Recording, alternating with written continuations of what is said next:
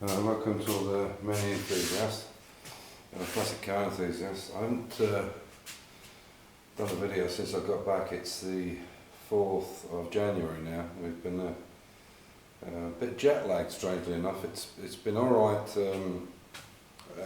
going to Cuba, where we lost the 6 hours, seemed to be no problem, but coming back and losing the 6 hours has been a real bind. I've been getting up late and all kinds of stuff and going to bed later. So this is the first day. I've had about 2 hours, 3 hours work today, just trying to put this sill on, and I've got the sill tacked in place, and some of it I haven't done at all, because what I wanted to show you was the lip that I've made to go inside and how I've done the inner sill, and also if you've got problems with when you're welding. Obviously the more heat you put in, the more distortion you're going to get, and the floor will kink a little bit. So if you can, when you're welding, you can even use compressed air just to cool the weld down, but it does take a long time to do that.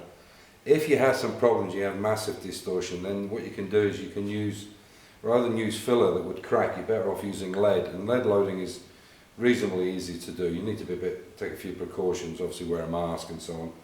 And what I've done is I've lead loaded a little piece, left one piece open where it's not welded, and also a piece where I haven't cleaned the lead down, or I didn't clean the metal down. And the one thing about lead loading, it has to be really, really clean, or it just won't work. I've done a lot of lead loading on the E-Type. All the joins are basically lead loaded, and it'll last longer than the metal in the car. Lead will last for thousands of years, or whatever. So it's a good way of doing it, and I'll show you what I've done, and then, you know, by the time you've actually put your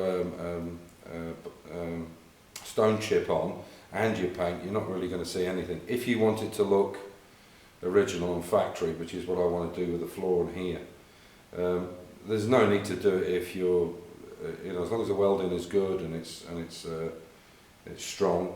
The problem is if you have a weld and it's very high and you start cleaning it, if you try and get it flush, what you'll do is you'll thin out the metal on either side, and it can crack again afterwards. So it's better if you just get it, it's better if you can get the welds right first, and then you have very little cleaning up to do. But if you do need to do that, then it's better to put lead load in afterwards, or a lot of people put seal seamer in, or seal a caulking compound. And that's all very well and good, but you know, it's smudged on with a finger and it just doesn't look right. And lead is better, but it is a little technique you need to learn to use. And obviously what you want to do with lead loading is use gravity. So if you can have the vehicle on its side or upside down, it will run a lot easier, the lead, when you heat it. But I'll do a little video on lead loading, and I'll show you how to do some of it when it's all welded in and finished off. So I'll show you what I've done today.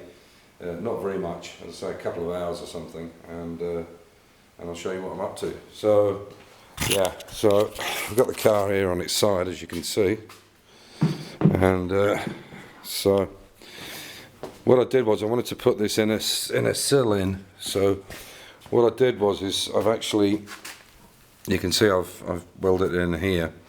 This was the first part that came with a floor pan, and obviously I wanted to make it up. It would have been better actually to do the whole thing in one shot, but I didn't need this part of the. So there you can see there's it with the lead load in it. You can see there's just a few little welds, but by the time you put stone chip on that, you'll never see it. Now you can see there it's not welded at all. In fact, I've pulled it up a little bit, hopefully, so you can see it. If I can find the screwdriver, maybe not. It's always the way with these things, isn't it? In fact, I can find one now. There's one here. So, yeah, you can see there that it's still.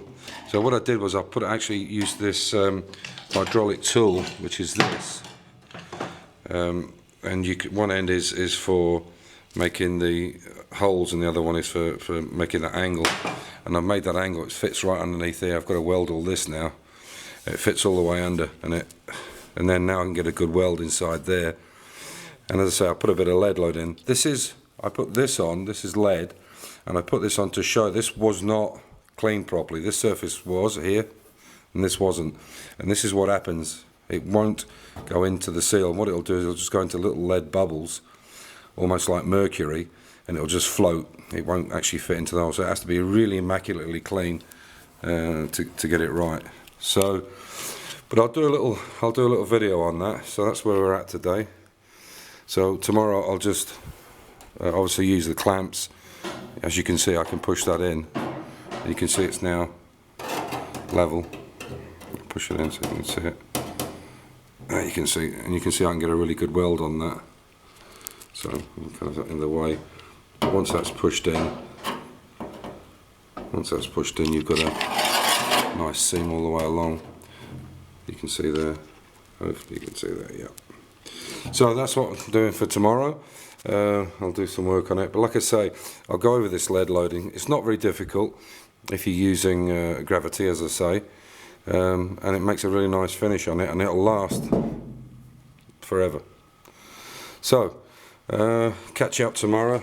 Sorry, the videos have been a bit thin on the ground, but as I say, we just got back from this trip in the Caribbean, and we're all a bit up in the air with timings. So yeah. Catch you in the next couple of days. This strap, just quickly, I use this strap because I'm on my own. Amir's had to go back to Bosnia because he's only had to stay for so long. I had a bit of problem getting this in place, and what I did was I used this strap. It's from I use it for my trailer. It's just a ratchet strap, and I used it to push this in line. It was good at the back, but I couldn't get it in here on my own and keep it there while welding. So I used the strap across here across the body to bring it in line. So shows you can use a few other little bits and pieces sometimes, a bit of, you know, just have a little bit of thought about how you're going to do it, and that's how I did it. So anyway, take care.